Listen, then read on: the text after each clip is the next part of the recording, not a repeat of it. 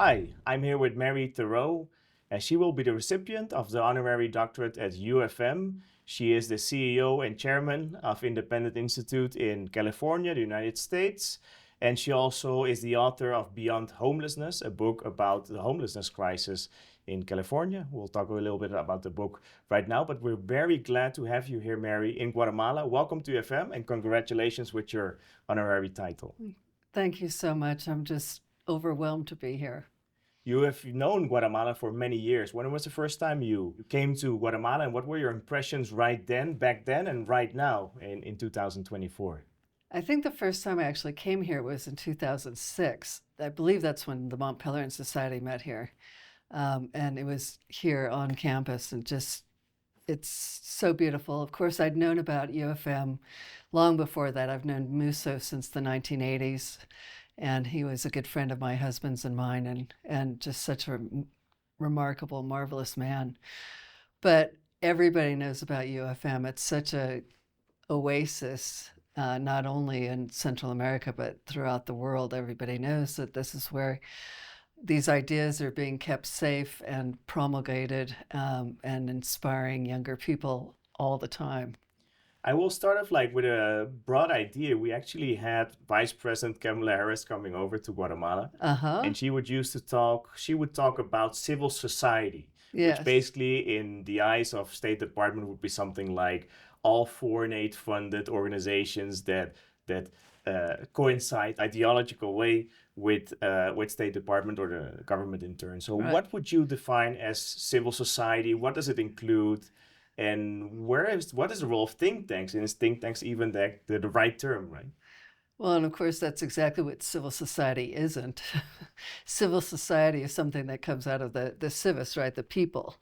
And I think Alexis de Tocqueville's Democracy in America is a really wonderful chronicle of how it was thriving in the pre-big government America era, where people, if they saw a problem in the community or a need in their community, they would come together and they would create it, right? So if you needed a library, the people would build the library. If you needed a hospital, they would come together and build a hospital, and on and on and on. And of course, over the years, the government came in and promulgated the myth that, the government has to provide these things. And it displaced these wonderful civil society institutions.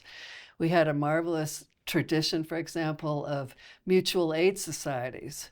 So people would pay into a common fund. It could be an immigrant group or a different ethnic group. They're very big among Black Americans, for example. And it would be unemployment insurance, health insurance. They'd build hospitals that would provide very low cost and good care for people. And it was very affordable. But it also exerted kind of that check. So if you were out of work and you're drawing on that fund, you're an enormous personal pressure to get a job quickly because you know that you're drawing on your neighbor's resources. So then the government came along and they put a wall and said, oh, there's an us and there's a them, and we have to be here to help you. So they started offering these things at no cost.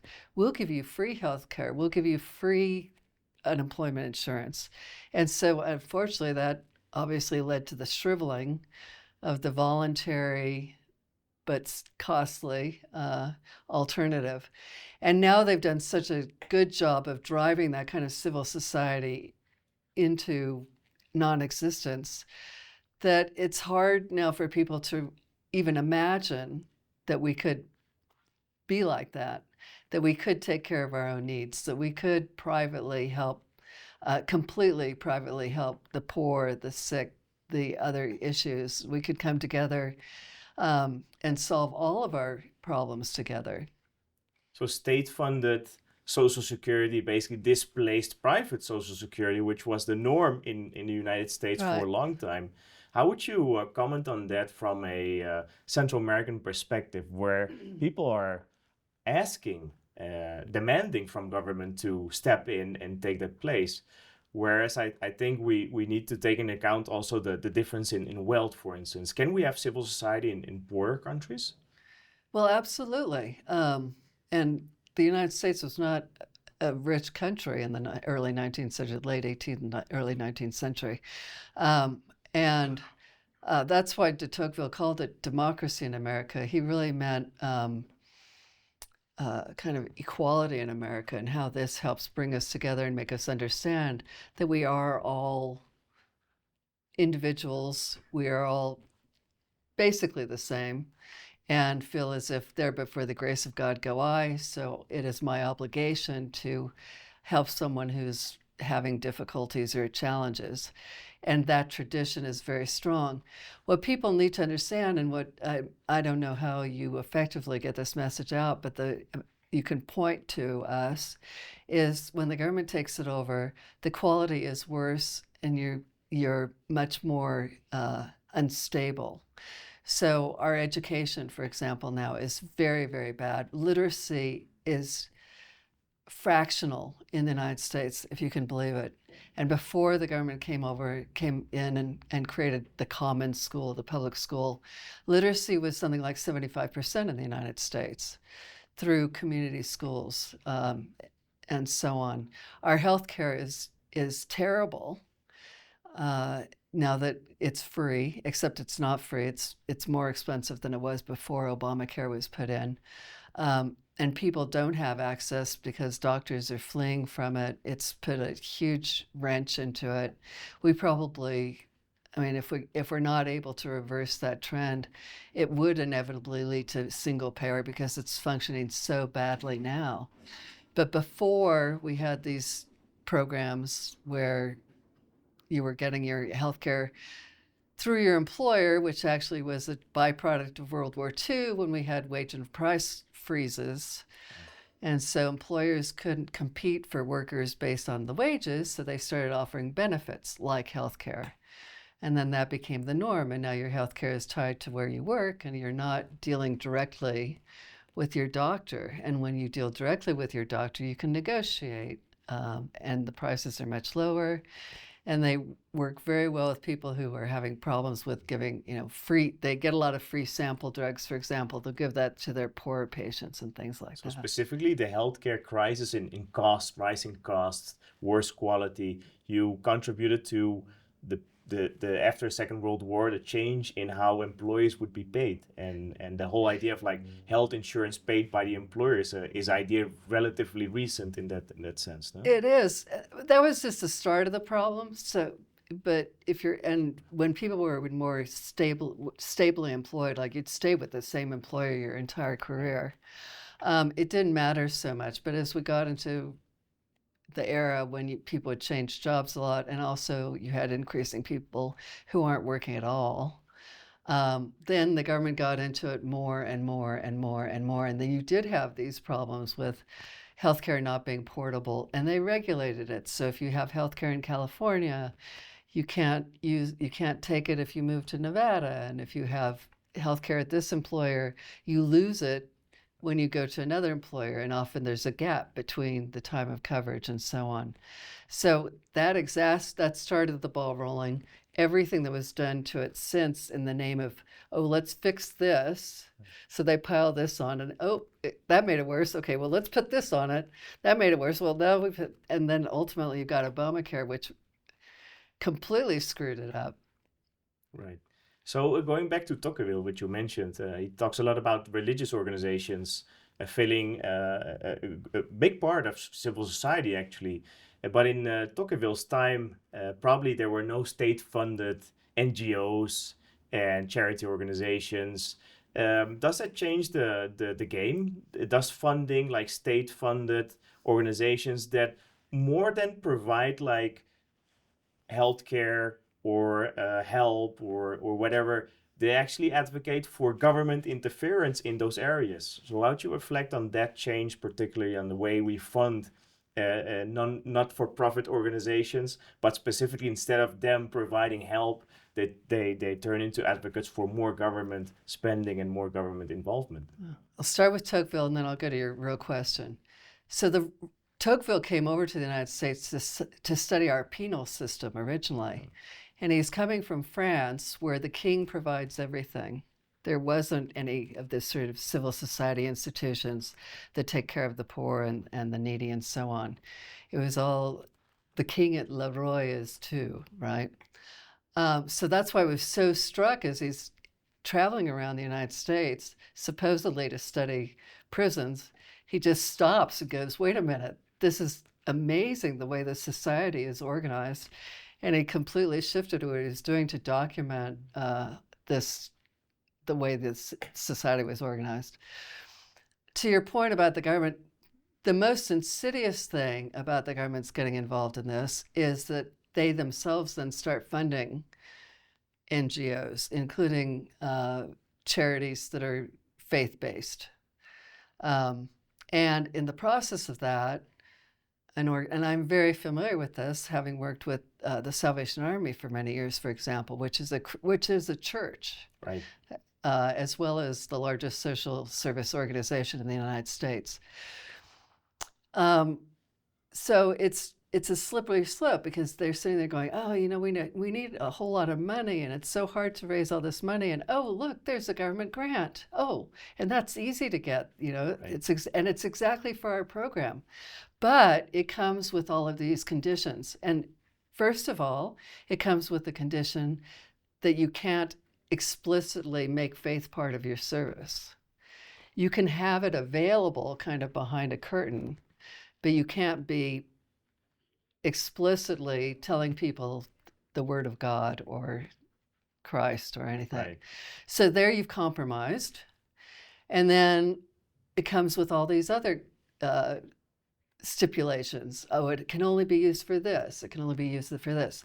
Well, you know that what really helps the people you're trying to help is this, but your contract directs you to do that. And it ties you up in knots. It makes you less effective. It corrupts your mission. And it's happened across the board. And what we see in California, for example, with homelessness funding, which I don't think people in Guatemala would believe it, but the state of California has spent $25 billion over the past 5 years, and homelessness has gotten much worse. And there's no accounting for where the money went, much less what the outcomes were, except we can look that the outcomes mean we have far more homelessness. Most of the funding goes to nonprofits, independent nonprofits. But again, the government is directing what it can be used for, and what it can be used for is what the government, in its wisdom, knows will solve the problem, doesn't solve the problem. The people on the ground working with the people know what would help them, but that's not what the government's giving the money to do. Right. I guess this leads us to your book, Beyond Homelessness, which I think is related to the homelessness crisis in California. We all saw the images when Xi Jinping came to Los Angeles, I think San Francisco. San Francisco. And they Magically, it was clean. Right. So this is obviously a topic that has been relevant for quite some time and has been probably getting worse over time. So what is your diagnostic of this problem? Why are there so many homeless people in San Francisco? There's so many homeless people in San Francisco for a couple of reasons. One is because the government shifted its policies away from providing immediate need, so immediate shelter or transitional shelter between the streets and finding permanent housing.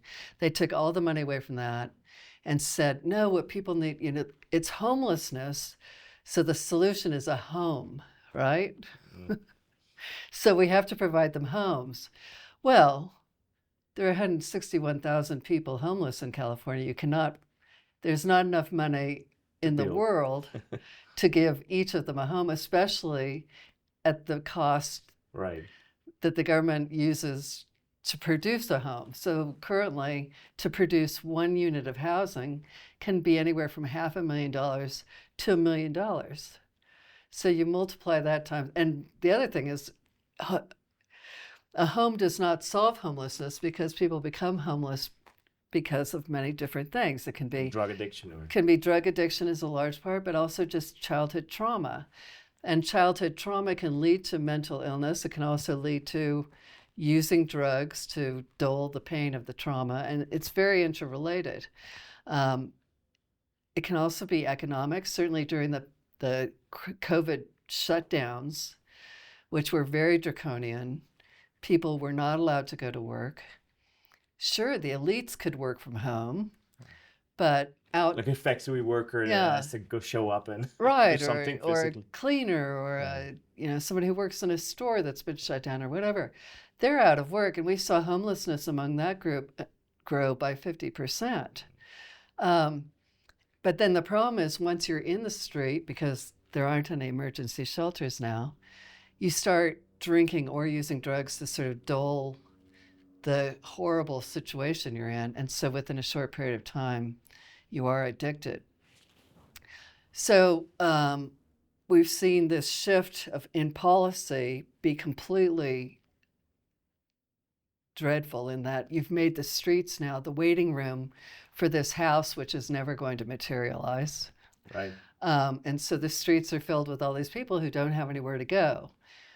The other problem that makes San Francisco especially have this problem is the culture. It's been very accepting. We had, in 1968, we had the Summer of Love and the whole Haight-Ashbury drug scene and so on. And it took people a long time to wake up from the fact that this is not the Summer of Love, and fentanyl is not 1960s marijuana. Right.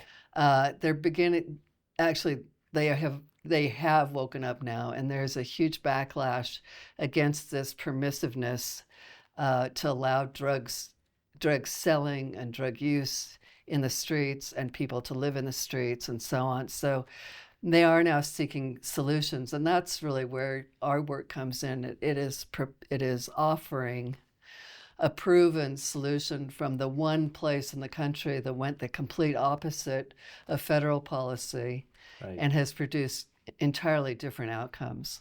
Right. So we talked a little bit about this homelessness crisis, but do you think then that people actually look to government for some kind of like miracle cure, like rapid solution, easy solution to a very complex problem? Because you're talking about, some people call it the mental health crisis instead of the homelessness crisis, I think. Right. There's a lot of like factors involved, and probably that complex that it's impossible to plan from the top down. So do you think a part of it is like from civil society and from society, people ask for government for some kind of like miracle solution, like that just solves it like straight away, just throwing money at it? As our senior fellow, Robert Higgs, who also received the honorary doctorate several years ago, has shown in his work about how government grows, is government loves to exploit problems, and especially crises, and there's a cry from people, oh, do something. And the government is more than happy to do something and to move into areas that were never its realm before, and throw a lot of money at it, but most importantly, grow. And he's shown how over time, through all of these different problems and crises, government moves into new areas, it becomes bigger, and it's very hard to get that back once they have it. And certainly in homelessness, that's what happened, is it just kept getting worse and worse, and everybody's like, and we've also been conditioned. I mean, our culture has really changed, where people do look to government first to solve problems and don't even think about, oh, this can be solved through charity or civil society. So that's what's been happening literally for 40 years in San Francisco. And the government's been saying, yeah, give us more money and we'll solve the problem. And making every year, like making these grand announcements of what they're going to do. But we have to raise your taxes, or we have to, raise a bond or whatever. And everybody always votes for it. They continue to drink the Kool-Aid, so to speak, and believe, they have that undying faith that just because they've been saying this for 20 years and it didn't get any better, next time it will. Yeah. So that's a very difficult thing to help people understand, that, they've been saying, because passed another bond issue last year for homelessness. So it's a very difficult message to get out, but we're trying, and we're again by citing examples of this is an example of a very cost-effective private. Yeah, there's some public involvement in it, but mostly private-driven solution. And we can do that here and save you billions of dollars and actually solve the problem. So you guys are pushing back against big government from Independent Institute. This brings us to another topic. Like we talked briefly before the interview about think tanks. You didn't like the word, I guess, the term. No, why don't you like the word think tank in the case of something like Independent Institute? My late husband David Theroux, who started Independent, hated the term think tank. Even though it's a useful shorthand. If you tell people we're a nonpartisan public policy research organization, they're like, huh, what's that? Right. If you say think tank, they go, yeah. But he hated it because it implies that only people in tanks think. And obviously everybody thinks, and everybody has ideas, and everybody has solutions for their own lives. So you need to be encouraging that, and not perpetuating the notion that somehow this wisdom will come down from on high and solve your problems for you. Like the ivory tower, no? So right. Adding to that, like we have these think tanks and organizations that push for free enterprise, free market policies in the US, but also, of course, in Latin America. What is the role of these organizations in getting or managing more free market policy in the US, and how would you think of the role of these kind of organizations in civil society to push for free market alternatives to the problems we face? A lot of them are concentrated on the political process, so they try to get bills passed or influence legislators, get the right guy elected, kind of thing. And that's fine. All of those activities should be happening. Our approach is different. We believe that change is not driven through politics. Politics is kind of a seesaw, but change is driven through reaching the minds, through the culture. And we believe the most effective way of reaching the culture is to, again, cast a vision or give examples of how these other approaches have worked and will work better than relying on the government to do it. So we're trying to cast that positive vision of what liberty, voluntary exchange, open markets, and so on produces, all the goods it produces, how many people it helps, so much more. It's a tricky, as Hayek said in The Intellectuals of Socialism, the leftists are so good at casting this utopian vision. Right.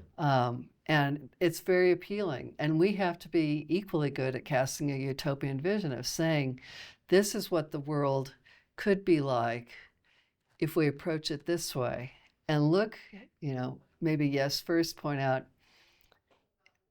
it's not so good because we're not using these methods now, but it can be this wonderful world of opportunity where your family does better, where your children have a greater future than you've been able to have.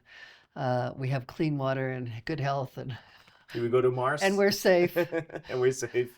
So let's talk a little bit about this. So we've talked about cultural changes in the US. Can you please tell us a little bit about how you see the cultural changes over the past, 60, even 70 years post Second World War or World War II? And do you think there's an opportunity right now, a window of opportunity to change back some kind of cultural elements to where they should be, so we can have more free market guided policies, free market political candidates, but more on the cultural level? So what has shifted in the past 50, 60 years? And do you see an opportunity to have it shift again, but now maybe in favor of liberty? Yeah, so, starting just after World War II. So, of course, FDR died right before the end of World War II, and Truman came in, and the war ended, and all of FDR's advisors are telling Truman that he has, now that you're not doing all this Keynesian stimulus for the war, You've got to do Keynesian stimulus in the domestic economy or there'll be a terrible depression. Well, Truman ignored them, and he said, and just got rid of everything. And that's why we had the baby boom of the 1950s and the incredible prosperity of the 1950s, because the government, they ended all the New Deal policies virtually and freed American people to have that exuberance Right. and take advantage of it. But of course, there remained problems, deep-seated problems in American society. Certainly racism was a large one, and people were being kept down. It was getting better, and as Thomas Sowell's work has shown, Black people were naturally doing quite well, and in many cases outpacing whites and so on. But then LBJ came along with the Great Society, and I don't know if you've seen these charts which show that poverty in America was going like this, and then they put in the Great Society, and it flatlined. And it's been like that ever since. And plus now we have a huge portion of the population that does not participate in the workforce. Right, dependent on government. Right, and more importantly, you've sapped their purpose in life, and they're being able to feel the pride that comes of providing for yourself and your families. And then, of course, the Great Society also destroyed first the Black American family by penalizing people from forming families. And that's had a very insidious effect across the society, especially with young men growing up without fathers, without strong male figures, and just looking to a gang for their families. So that's been really, really bad. And I think that's been a big feeder into our homelessness crisis, is the destruction of civil society, the destruction of the family, and leading to a lot of people just feeling like my life has no purpose, no meaning, I have no future. And so you do go to drugs and despair, and then also growing up in these dysfunctional, broken homes, which creates, again, that childhood trauma. The 80s, so Reagan is a really funny figure because, of course, he talked about small government and had these great messages, but government grew under Reagan pretty significantly, both in size and scope. But he was a very good communicator of the ideas. And again, that's why we say the important thing is the ideas, it's not the politics. Because the actual politics weren't that great. But the ideas got people, people bought into the ideas that there's opportunity. It's morning in America. And led to, again, another good era of people, entrepreneurship. In the 1980s, entrepreneurship was held up as, every TV show was about entrepreneurs, every best-selling book was about entrepreneurs, and a very vibrant time of not just Silicon Valley, but across the board, people creating things. The biggest crusher of the culture in America was 9/11 and its aftermath, because I have surveys taken of attitudes towards government right before 9/11 and right after 9/11, and it shifted completely. Before it was like, no, the government's useless, it can't help us, yeah, we don't want it, to yes, oh please, oh yes, the government is so great, it can solve everything. And Bush and his friends just drove right into that and said, great, and had carte blanche to do whatever they want, from invading lots of countries and killing lots of people, to growing the domestic powers, and especially the surveillance state and police state, drastically. And it really changed the American culture. And we fought it from literally the day of September 11th. We put a statement on our homepage saying the individuals responsible should be brought to justice, but please do not let this be used as an excuse for the government to, do things that are not appropriate, and as we have seen in prior crises. So we've been working on that ever since. But that's the biggest challenge, is just that whole shift in attitude towards what the government should be and what it can be. People are getting disillusioned because the government can't actually be Right. what it's, it's like Margaret Thatcher. The good news about socialism is you eventually run out of other people's money. Right. The good news about, government promises is they don't deliver. Right. So in the long run, people are going to get disillusioned, but we're trying to make that shorter than long. Right. Probably the current political environment in the US reflects what you're saying, no? We saw a lot of like big government, even like a lot of criticism of the security agencies and FBI, CIA, and even candidates complaining about being spied on their campaign, which is probably a result of the whole big government idea after 9/11. They open the door.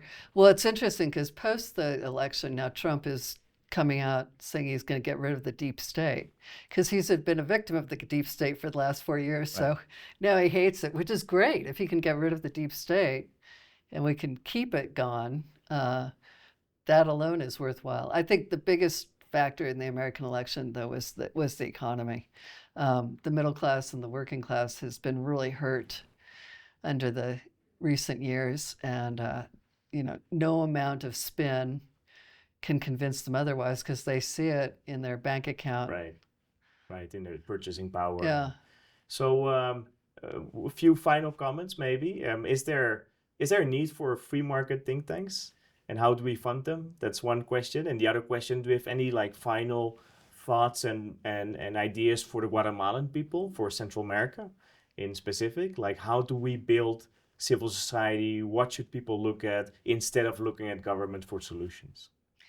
So one of the aims of our Beyond Homeless project is to create a Tocquevillian society. So we've been bringing together a lot of different organizations and a lot of individuals into a coalition to work together. And we presented them with this idea of the campus, the hub and spoke, the practical solution. But more importantly, with, engaging them in being, and we actually used the UFM co-creation team for this coalition meeting we had. And it worked. In the meetings with them ahead of time, I was explaining to them, these are not market people. These are, this is mainstream San Francisco Bay Area, right, which is largely left liberal. Right. So just be aware, they're not coming in with an ideological bias towards voluntary solutions and, right, and non-governmental solutions. So I said, it's either going to be really great or it's going to be a total disaster. And it was great. I mean, everybody got very engaged in it and engaged in being part of the solution, which again is building that civil society.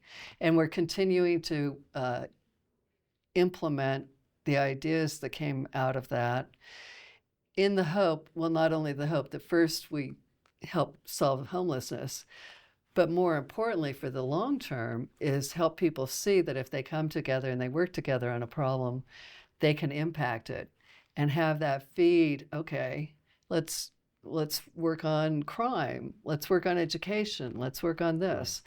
Without need for government to initiate them. That we can come up with solutions and we can implement them. So that's our real hope for it. Ultimately, again, it's all about ideas.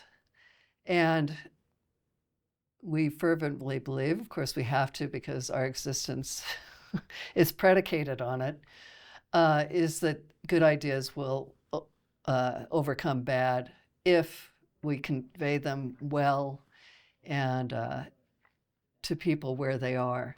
So it's an intellectual exercise because you're trying to reach people's minds, but there are a whole lot of different intellectual markets. And that's what think tanks are here to do. So everything from, we think it's very important to impact the academic market, which is largely left. Right. It's also important to impact the mainstream media and the grassroots. You can use the same material, the same research, the same findings, the same solutions across all of those. And since we're non-politicized and it's all rooted in academic research, it's nonpartisan, it's solutions-oriented in a non-political way. These are things that could be done that would result in the outcome we all want. and not relying on, but we need the government to do it. We can say, these are, you can create these organizations, you can create these incentive structures, you can create these communities that can produce this outcome that we all want. And so it's our job to do that in an appealing way. And again, it's important because most of the intellectual realm is left-leaning, so important to do it in an inclusive, nonpartisan way. At least that's what we believe. So that's where a think tank comes in, is to help come up with really sound ideas based on good research, and then importantly, the solutions that come out of that. So what is specifically like a widely held bad idea in the United States right now? What's one of those ideas which you would say, well, this is a clear candidate of a really bad idea that's widely held, and we should fight against that idea, or at least propose a different idea, a contrasting idea? Well, probably the biggest, and there are so many, how to pick just one. Right. You can pick two if you want. But the one that's had the most impact on both our society and our liberties at home is the idea that we have to be the world's policeman, that we have to have a huge national security state, which is completely false. I mean, obviously, in this day, it's been very effective in making peace. It's been very ineffective in modern warfare, which is mostly sort of guerrilla warfare. Standing armies have never done well against guerrilla warfare, and it's immoral. I mean, the way it's being conducted is completely immoral, sending drones out and no human contact whatsoever, and killing innocent people left, right, and center. So everything about it is bad. So a lot of the work that we do is trying to show people that the way we're doing it is producing great harm, both abroad, killing people, destroying countries, ruining the civil society that was there, and leaving, the terrorists in charge when we leave, and our home. I mean, the impacts on our domestic culture and liberties are untold. And we could talk several hours about the domestic impacts of foreign policy. So we've been trying to show, one of our recent books is called In Search of Monsters to Destroy, which is taken from a John Quincy Adams speech about we ought not be out in the world in search of monsters to destroy. We need to be taking care of our home. It's far more effective to do, and as we've seen, especially in things like the war on terror, as if you could fight a war like that, where we've seen success is the people on the airplane who saw the shoot bomber and stopped him, and the other guy and stopped it, and then now people being aware that individual terrorism is a real thing, and through that awareness, being able to stop it much more effectively than any police state is ever going to be able to. So just helping people understand that it's the individual kinds of things that we can do that will keep us safe. It's not having a nuclear arsenal and carriers around the world and armies around the world and so on. And any last thoughts or reflections on Guatemala or in Central America and Central America? Any suggestions to the Central American people? I just spent an hour and a half in a session with 25 or so students, asking them to help us communicate better with Latin Americans and Central Americans. We do have a Spanish language presence, but it's not reaching younger people. We'd like to be more effective in that, and got lots of good ideas from them on what messages will resonate and how to deliver them. So I think you should go talk to your students. They have much better ideas than I. Okay, thank you, Mary. Welcome to Guatemala. Congratulations with your honorary doctorate, and thank you for watching. Thank you so much.